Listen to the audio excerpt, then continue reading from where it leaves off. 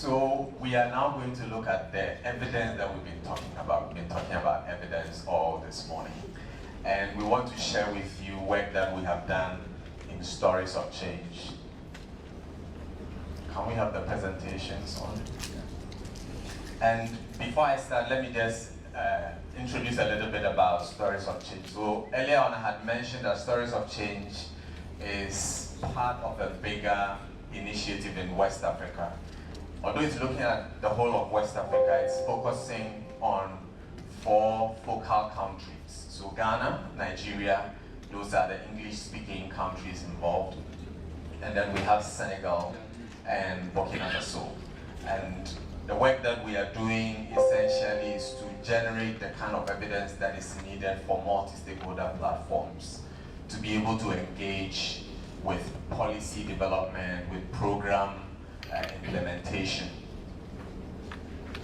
And the idea of Stories of Change is that when you have had improvement in an important area like reducing poverty, addressing malnutrition, one of the things you need to be able to do is to learn from what you have done, what you have achieved, so that you will be able to use that knowledge, the lesson that you have learned, to be able to go forward.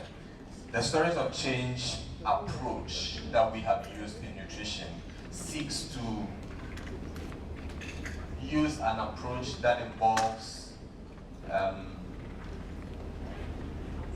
this cycle of 5, we call it the 5PD process, where we first want to understand what's the problem, what's the policy that is being used to address the problem, what programs are being implemented as a result of the policy, who is involved. It takes people to get the problem solved, and then the priorities that needs to be focused on, and then you never have all the data that you need, so you want to find out what are the gaps.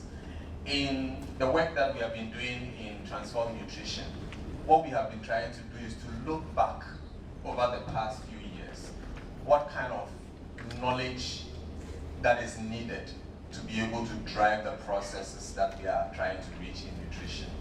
And then understand how the multi-sectoral platforms that have been set up in various countries are driving relevant policies and programs.